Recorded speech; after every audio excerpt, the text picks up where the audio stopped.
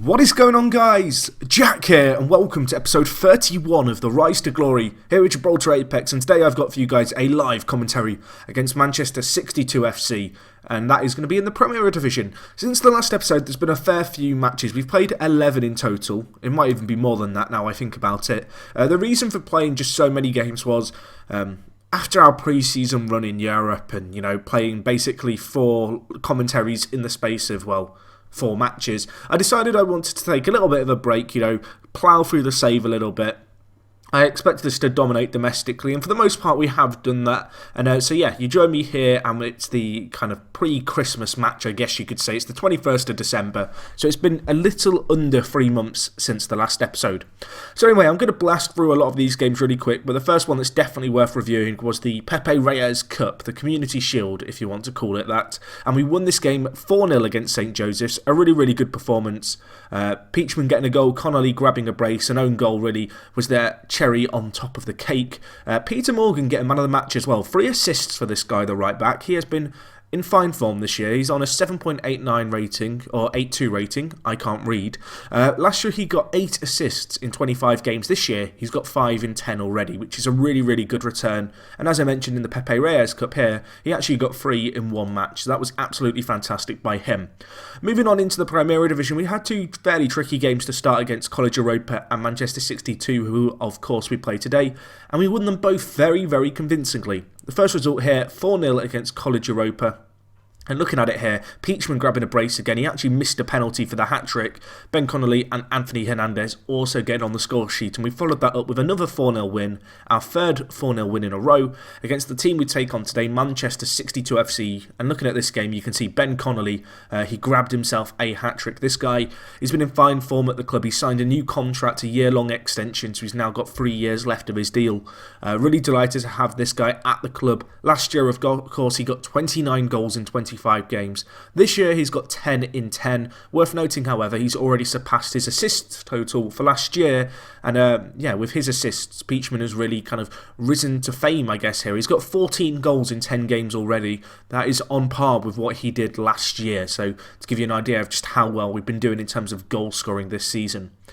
Anyway, the next result we had another very good win. This one was against Angels, a newly promoted team. I believe they won the relegation promotion playoff. And good result there. Robson getting a goal and Guerrero. A little bit unusual to see Guerrero, the club captain and centre-back, on the score sheet, but there you go. We then took on another newly promoted team. This time it was Lions. We won 3-0 here. Leon O'Connor getting the scoring off to a start, I guess. You can see here, he's still not comfortable playing left mid, this guy, but I've been playing him there fairly frequently, and he's been doing a very, very good job for us. If we look at it here, 3 goals, 4 assists in 9 games. He's been playing pretty well, I guess it's fair to say, for a guy who's playing in a position he's not too familiar in. Unfortunately, our winning and amazing start to the season really came to a screeching halt. We lost 2-0 to St. Joseph's, a penalty and then a Sam Hughes second half goal. The difference between the 2 teams, looking at the stats, we probably deserved to win if you just looked at these stats, but simply put, we didn't create a lot. I don't think we actually had a single clear-cut chance in this game, and that really, really hurt us. We did try to, change the system. We made some subs to try and get ourselves back into it, but it just really didn't work this game, so that was a bitter pill to swallow. We did, however, bounce back with one of the biggest wins we've had this year against Hound Dogs. It was a 5-0 result. Really convincing all in all. Ben Connolly grabbing a brace, Peachman, O'Connor and Robson with the goals. I've just realised I said that... what did I say? I said that... Gibraltar Lions were newly promoted. They were actually promoted last year. They played against us last year, if you guys can remember. Hound Dogs was the winner of the Sunguda division last year, if I remember correctly. Anyway, the next result, perhaps the least convincing game of this start to the season, really, in terms of the wins that we've got. You'll notice here Ben Connolly got injured. I think he broke a finger. Fortunately, he is back to full fitness already, which is good to see. But yeah, we beat Glasgow United 4-3 here in the Senior League Cup quarter-final. A good result all in all. A little bit concerning that we got taken to extra time. Even more concerning when, if you look at the timings of the goals, we were 3-0 up after 32 minutes and we bottled it. we ended up finishing at full time 3-3. It went to extra time. Unfortunately for us, a Jack Peachman 106th goal was the difference. He scored 4 in this game, which is an absolutely insane return. Ben Connolly also grabbed 3 assists, so got to give him a little mention as well in that win. The next result, the last kind of dropped points, I guess, of this little run, we drew 2-2 against Lynx. Again, a game that we were winning by 2 goals, and we threw away that lead and ended up drawing. Really disappointing. If you look at the stats, though, you'd have to say Lynx, they created enough chances. They had a bit of possession themselves. I mean, it's a little bit, I guess, concerning when they have 2 shots on target that they both go in. I don't want to blame Felix too much, but I don't know. I mean, it raises some questions, I guess. Anyway, the next result was against Glacis United. It was 1-0. Of course, the team who we played in the Senior League Cup, we beat them again here by 1 goal. And then to round things up, we played Britannia and won 5-1. Ben Connolly and Peachman grabbing braces. And then in the College Europa game, Peachman with another hat-trick. O'Connor and Connolly also getting on the score sheet. So anyway, as you can see, it's the 21st now of kind of December. We've played a fair few games. We've got quite far into this year. I'm pretty happy with the work we've done. I've got to give a few reminders and also show you guys a new player who's coming in. We've signed John Murray here from Lincoln Red Imps. We've got him in on a free. He's coming in for absolutely no fee. He's 17 years old, made his senior debut for Gibraltar, aged 16. He's been an okay player for Lincoln Red Imps. I've really bought him in just because we lack some strikers. I mean, if we look at our squad, we only have 4 natural strikers. One of which is Liam Howell, who is the kind of 16-year-old youngster who's a really talented finisher, but just doesn't have any good physicals at all. And so I kind of wanted a 4th choice striker, someone who could maybe compete for a spot in the first team, and I do think that John Murray's going to do that. I'll also just remind you guys about Aaron Holmes at this point, the guy who he's playing for Rapids Academy. I kind of found him because he got called up to the Gibraltar squad. He's not been called up since. He got injured with strained knee ligaments. And then I think there was a change in manager as well of the Gibraltar national team at the same time, which I don't know if that had an impact as well. But you can see here he's played 34 games this year. He's joining us at the end of the calendar season, so on the 20th of June. And I think he'll be a very, very good centre-back for us. He looks decent to say the least. His heading's perhaps not great, but other than that, I mean, pretty happy. Left-footed as well, so we'll have a nice little left centre-back in him. He's probably going to become one of our best players as well, if I'm honest. So, pretty excited to get him in, and hopefully he can do a good job for us. Anyway, in terms of the transfer history, I don't think there were any players that went out of massive note. Scott Ballantyne actually got released. He was a player who we signed a few years ago now. But if you look here, you can see he left on a free transfer to go to Red Imps. He's now playing regular first-team football there. In truth, we brought him in when we were in the Segunda division. He made 13 appearances across 4 years. He really was the backup of all backups in the midfield, and we do kind of lack perhaps a backup wider midfielder who can play everywhere. I'm currently playing O'Connor and then usually Robson, kind of on the left and right hand side of the pitch. That leaves us with Anthony Hernandez and Griffo kind of as our backup players. But the issue is we don't really have a player behind them for either position. I have promoted Renda Hadji, who is a Moroccan and Gibraltarian player from our youth side, and he's kind of here as a last resort. He can also play right back, which is kind of useful. But on the left hand side, we kind of do lack a player. It's kind of a moment, I guess, where I almost wish I had a Kadrian Drimmy, a player who could play on the left or right-hand side, who could be a very, very good, resourceful player for us. In terms of anything else going on, as you can see here, this was my last search. I was trying to see if there were any players here who we could try and, pick up and snipe before their contracts kind of come to an end. But unfortunately for me, these players they just don't want to move to Gibraltar unless it's a full-time deal. Even players playing for like Boston United's reserves just have absolutely no interest, which is a little bit painful. I did request, I do believe... Did I request professional status? I didn't. Let's do it now. I want to attract better players. We're happy with the club's position in the footballing pyramid. I can't stress how important I believe this to be. Yeah, that ain't happening then. That's a shame. I mean, I wasn't really expecting to go pro this year still. But if we look at the club balance, you'll actually see that we are kind of making money now, which is a little bit unusual. The club attendances this year have been the highest they've ever been. If we just pick out a random game, let's go with this game against Gibraltar Lions. We had almost 2,200 people turn up to watch our game, which is really, really good.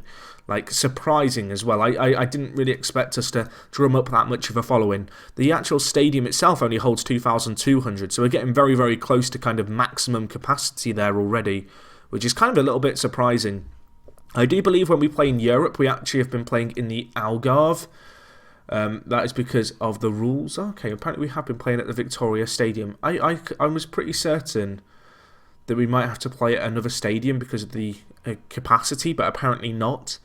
But yeah, it's a little bit, I guess, what's the word? I don't want to say concerning or disappointing that we're going to be limited by the stadium capacity, but I guess it's something to be aware of. But at the moment we are actually making money every year. You can see we're halfway through December here and we've got £12,000 profit, and that is because we are making a lot from gate receipts because we're almost selling out every game at this point. But anyway, let's get into today's game. We'll just have a quick look at the league table to give some context behind this game. For some reason all our players are Smurfs. I don't know why this issue exists, it's a weird one. But if we just look here, you can see Gibraltar Apex top of the table, just that one draw and one defeat, the only points dropped. We're on 25 points. Behind us in second, Manchester 62, who we are taking on in today's live com. Behind them, St Joseph's right up there in the table, and then Glasgow United, Lynx and Gibraltar Lions make up the remainder of kind of the top half to mid-table teams. So anyway, let's lock in our team for today's game. I'm pretty happy with the squad at our disposal. As I mentioned, we've been playing O'Connor a little bit out of position here. We have got the injury to Robson to contend with, which is a fairly big injury. Robson has had a fantastic impact so far this season. He's out for 2 to 3 weeks, the youngster. I mean, he's got 6 assists and 3 goals in the league, but in all competitions he's got 11 assists and 8 goals in 20 games, which is absolutely insane and really, really can't be underestimated. So anyway, let's lock in our team here. I still don't know which way I want to play Peachman and Connolly. I feel like I change it game on game. I feel like whoever the advanced forward is tends to get a few more goals, and I don't know if that's just because they get more chances or if that's just me kind of spotting trends that aren't there.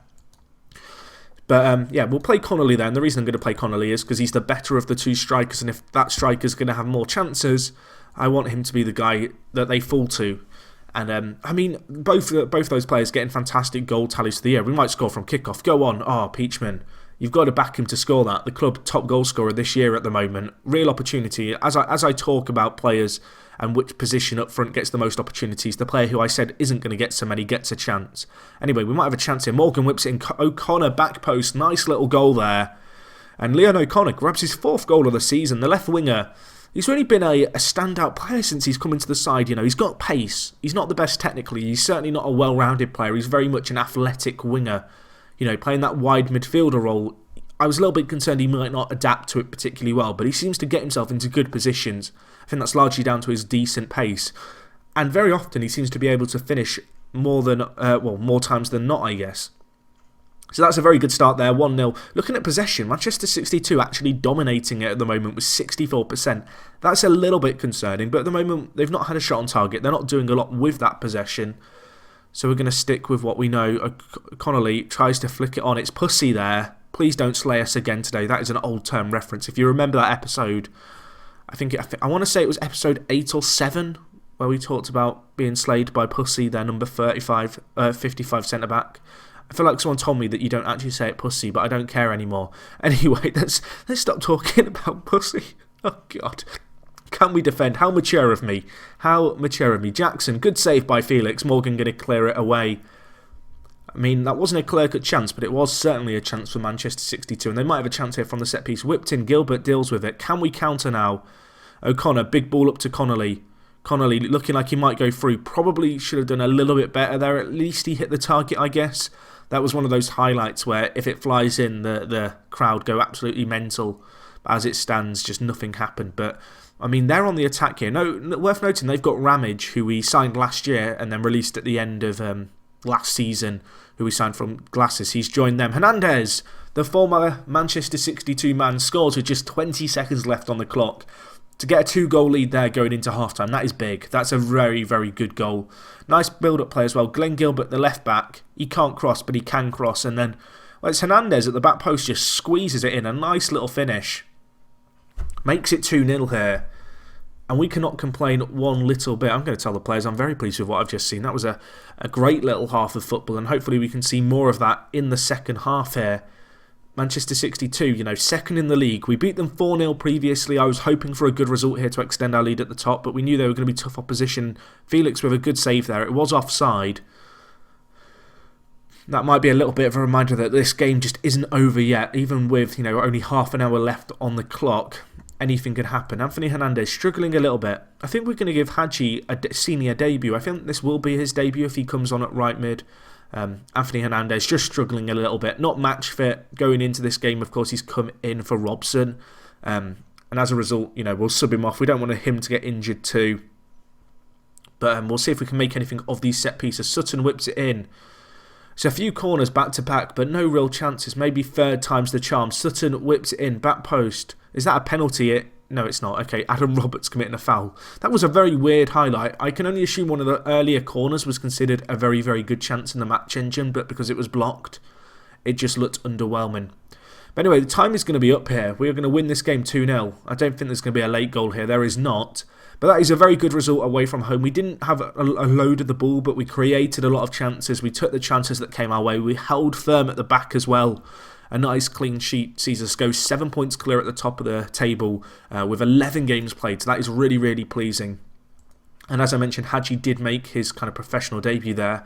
Morgan, the right back, getting the Man of the Match award. Worth noting that 6 games in a row without losing now. And also worth noting, Montovio, the Gibraltar manager, was spotted looking at pretty much our entire team and a few of their players as well, to be fair. So all in all, that was a pretty good performance, a good win. Still not professional, unfortunately. Not as big as some of the wins we've had previously, but I will take the 3 points. We've now got a slightly easier run of fixtures. We have got St Joseph's at the end of January, but that's only in 3 games' time, so there's a long gap between the next few games.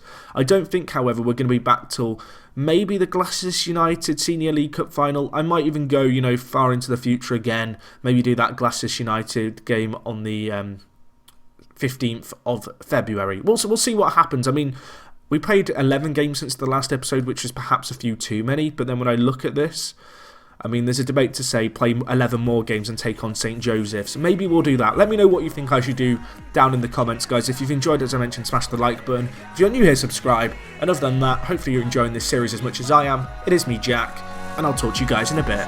I'm out.